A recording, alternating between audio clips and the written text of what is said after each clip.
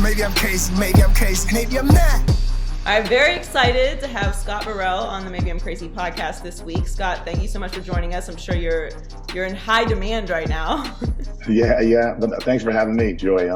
I am in high demand, but it's fun to have my name back out on the circuit, so I enjoy it. Well, you're still very busy. Obviously, you're wearing the SC polo right now. You're a head coach. Yes. Tell us a little bit about what you've been doing. Just been recruiting and watching this documentary. It's fun to watch. It's fun to hear. It's fun for everyone to get to hear how Michael Jordan is and what drove him to be great. And when I do my recruiting calls now, the kids want to talk about it. So it makes it easy for me to recruit now because it's hard to get kids to talk.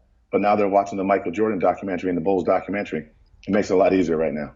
Well, before we get into the documentary, the NCAA has been in the conversation a little bit over the past couple weeks because a dramatic change has been made to the G League, which I thought was very long overdue. But they've made an option, and a lot of the top players are taking the option to go into the G League now as opposed to going straight into college for a year or going overseas. Do you think this is going to be a lingering issue for the NCAA, or do you think it's a good thing? Mixed feelings. I think kids think the G League is easy, and when you come out of high school, some of these guys have been around for years and years trying to scratch and claw to get in the NBA. So these guys are hungry. They're dogs, trying to make it to the big dance. And some of these young kids out of high school or maybe 1 year of college don't understand how hard it is. So and they don't understand college basketball, high school basketball is different than professional because now it's your livelihood. So are they mentally prepared? Are they physically prepared? Who knows? And I think college is a great thing to go through. I think at least 2 or 3 years, you grow, you make friendships, you go towards a degree. You might even change your mind and want to go 4 years. But I think it's mixed feelings for that question. I also feel like I'm supportive of it because I like the kids have the option. I always felt like they should at least have the option. But I'm with you. It's G League is no joke. Like these are grown men and they're trying to get into the league and they're this is their livelihood. Yeah. But I also feel like there's kind of an underlying thing with injuries. So obviously, when you're getting evaluated in college, you're an amateur athlete. There's different rules and things like that for how, if you have a lingering injury, something that can be, exposed to professional teams. But if you're in the G League and you got something going on, or you got, a lingering hip issue or knee issue or something, the NBA teams are going to know about it. They are going to know about it.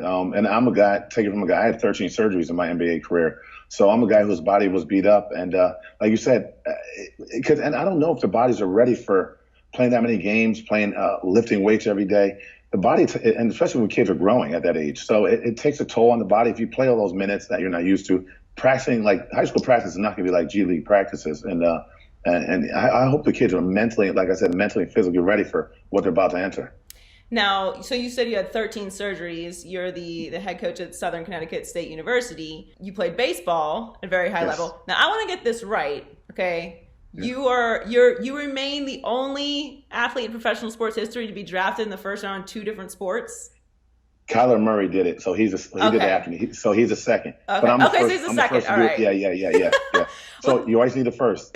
Right. Well, I mean, so do you think that because I always feel like I played a bunch of sports in high school. I played basketball and track and volleyball and soccer, and then eventually ran track in college. But I was lucky to never have any major injuries until I was an adult and still thought I could play soccer and tore my ACL, which is another story.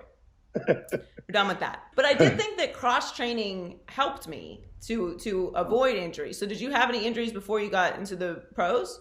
No, I really didn't. I just maybe one meniscus tear. I think, like you said, playing other sports, it works your mind, your hand and eye coordination, your footwork, and plus it makes you miss something. Like when you're running track, I'm sure you miss playing other sport, and you got excited to play. Nowadays, kids play one sport and it's all year round. I think they get burnt out. I think they get more injuries. They get tendonitis. Like when I played baseball and it was basketball season was coming up, I was itching to play basketball as I loved playing baseball at the same time. But when you miss something, you yearn for it, you itch to play a little bit more, and you're more hungry to get back to it and give it your all. So since you were such a great baseball player and you spent a lot of time around Michael Jordan, can ask you objectively, Do you think that Michael could have made it to the big leagues?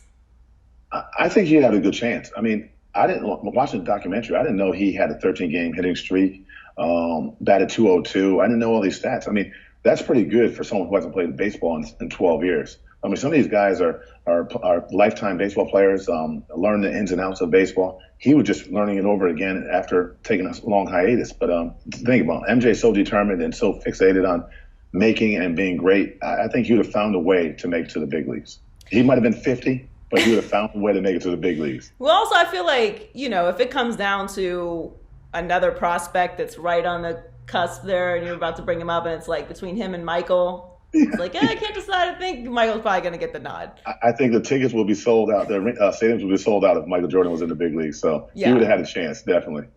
So I talked a lot about you on my podcast last week because a big conversation about episodes 7 and 8 concerning Michael was that he was very hard on his teammates, and particularly he was very hard on you.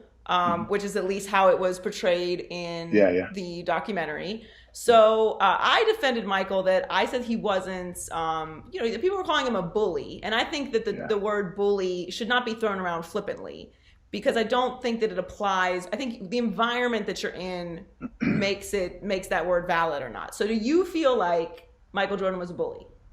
No, not at all. I think Michael Jordan knew I needed more structure.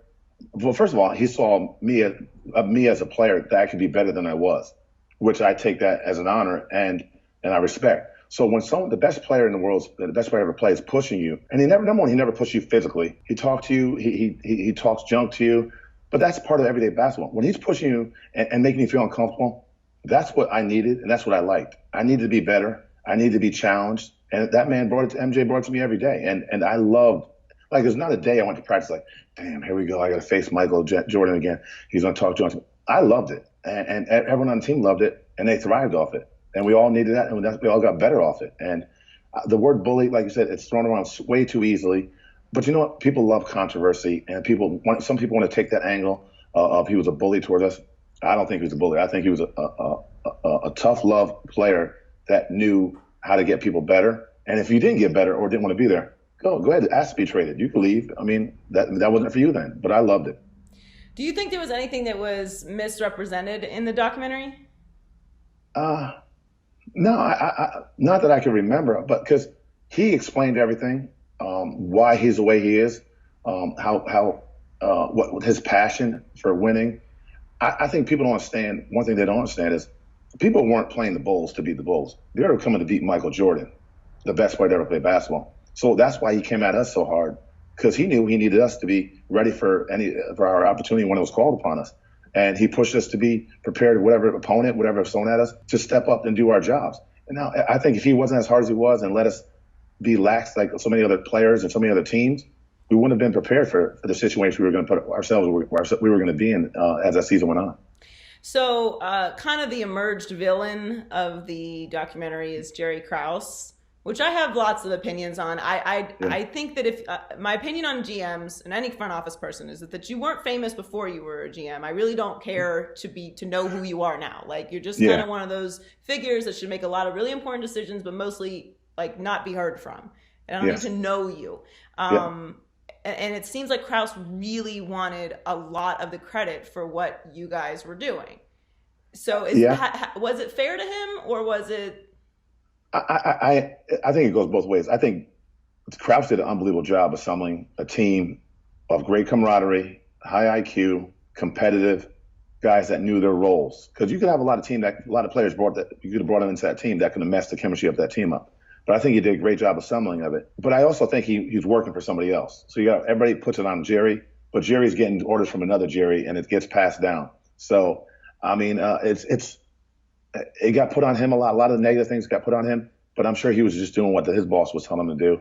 And I feel bad for Scotty. I mean, he played underpaid. Well, MJ too, before he got 2 last contracts. Those guys got paid. They were underpaid for so long, and your body takes a pounding, and you want to get paid for what you're worth. And I feel bad that he never did. And the comment that MJ made about guys coming back for 1 year, I don't think Scotty would have came back for 1 year. If you paid him $100 million, he might have came back. But the Bulls weren't going to pay him. They didn't pay him more than $20 million. They weren't going to pay him $100 million for 1 year. So I think it would have been tough for that team to come back another year. But I think I see Jerry's side, but I also see, obviously I see the player side more than the management side because we're the ones out there doing the work. But he did a great job putting the team together, but that team was an awesome team to play with, and they played no matter what the problems were. Their one goal was to win the championship. Every time they stepped on the court, and they didn't let any distractions, get in the back of their minds to deter them from winning the championship. I think that's one of the most remarkable parts of all of it is, and no disrespect to players today, but I do think it's a different culture, and everywhere is a different culture. But in the NBA, it's much more star-centric. And yeah, I mean, I can't even imagine a GM coming out and saying that you could win 82 games and you're still getting fired. It would be mayhem in the streets. Like, people would be losing their collective minds. So the fact that you guys played through all of that with the pressure of another three-peat, knowing that this might be Michael Jordan's last year in the league, like, how did you guys keep it all together? Camaraderie and focus on one thing. I think Phil did a great job of coaching personalities, letting guys understand what their roles were. Well, knowing your role was pretty easy on that team because you had 3 stars, so everybody else had to fill in around them. But the guys just liked playing with each other. I mean, Dennis, people see Dennis as a guy who liked to party. But when Dennis was on that court, Dennis was all business. And obviously, Michael and Scotty were all business. But we had one goal, and to play for each other and win every night and do your job to the best of your ability whenever your name was called or your job was called upon to be the best. So it's interesting you say role, because one of the things that I think is super important to a successful or championship team is that very concept that when I see teams struggle today, that like they have all this talent, like why can't they figure it out? I feel like it has a lot to do with players don't want to buy into the role, because it sounds like a bad thing, like, oh, I'm a role player. But like, in fact, if you don't have strong role players, you won't win a championship. 100% true. And I think it's a different way. I think people's brands get in the way of, and egos get in the way of just winning games. But it's a different era. Like you said, people want to get their name out there more. How important is it to win a championship? Or is it more important to get your name out there and your brand out there? And if you're not scoring points in this day and age, people think you're bad. And then people think like we're bad because we didn't score 20 points a game when we played, but that wasn't our job. We've done it on occasions when we're called upon it, but that wasn't our job. We just did our roles. But it's totally different. Guys will not play the same way that we did back in the day for the betterment of the team, I think. So, I mean, everyone always asks, obviously, could Jordan play today? And I don't really know what that conversation is, but... Oh, you know that conversation. I mean, look, I'm a Michael Jordan zealot. I have a giant... I was raised on Michael Jordan. I love Michael Jordan. Yeah. I worship Michael Jordan.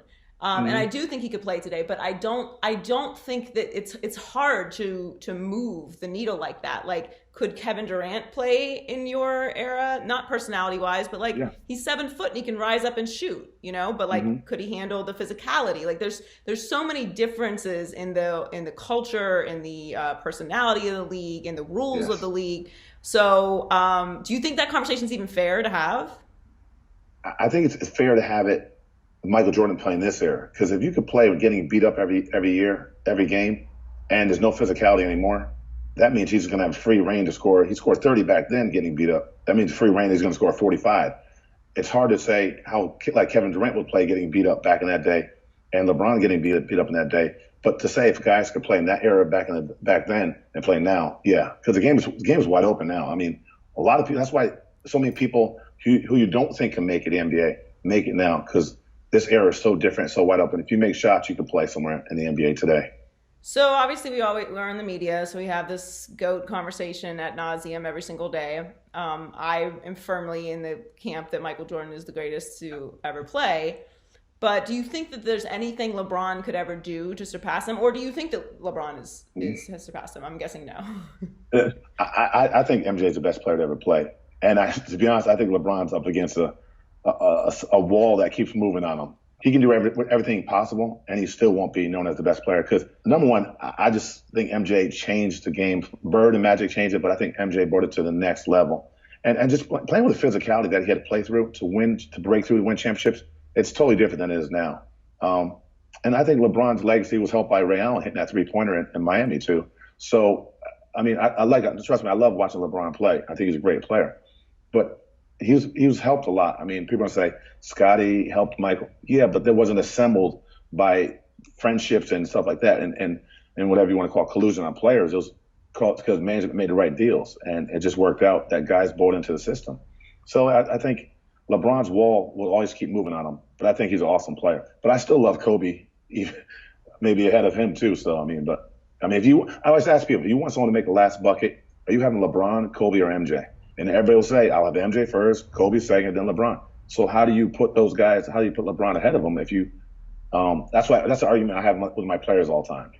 So well, I think the Kobe argument is, I think the reason why people don't think of Kobe in that space a lot of times is because he was so similar to Michael, but we all consider Michael to be better. Whereas LeBron is such a different player than Michael entirely. So it's like easier to contrast, I guess. Yeah. I mean, good point. He did pattern his game after MJ, but I still want the ball in his hands when I need the bucket if I didn't have MJ. Absolutely. So, the mama.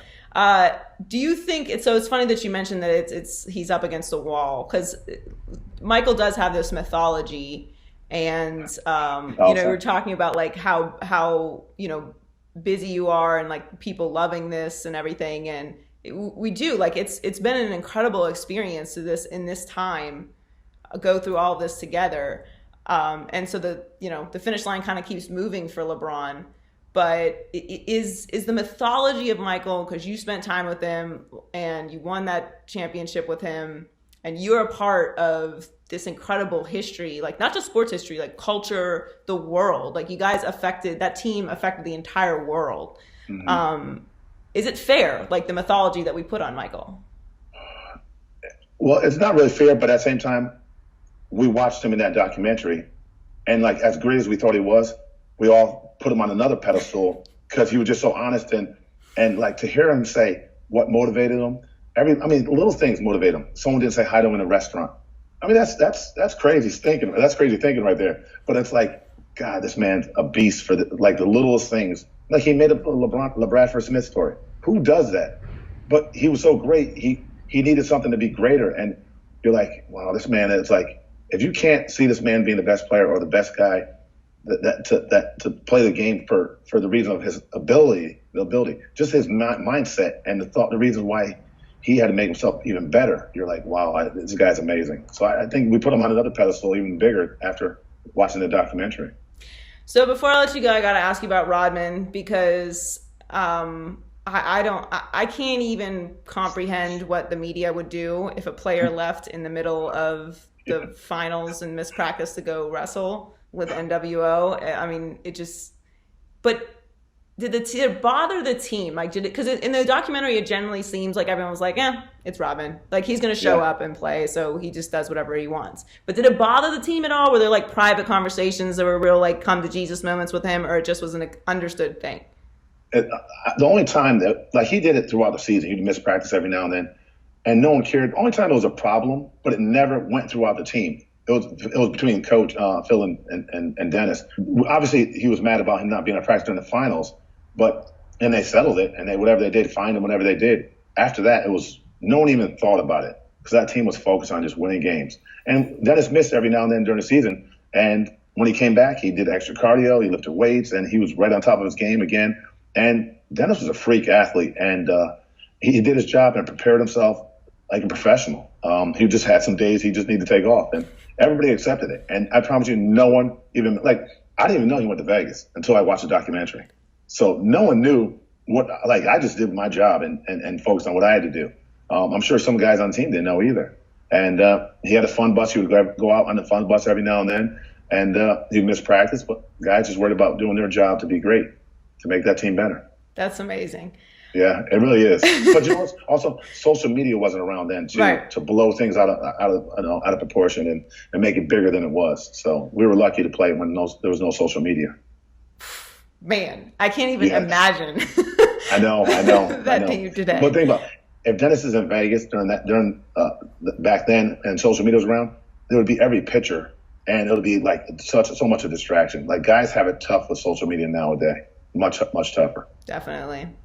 Well, thank you so much for your time. It was awesome to hear your stories. Congratulations on the coaching. It's amazing. Best of luck recruiting. Hope the documentary Lands you a couple I extra hope so. players. Yeah. I hope so. We'll see. I mean, it's good to be in the limelight again. It's fun. So thank you very much. No, Joe. I mean, you guys deserve it. It's the greatest dynasty in sports, and it must have been an amazing experience to be a part of it. So it was sad it was broken up. It would have been great to see if they could win. We could win again, but that's the way it is. I mean, everything's got to come to an end. It's better to leave a party 15 minutes early than 15 minutes late, right? Especially nowadays. You're right about that.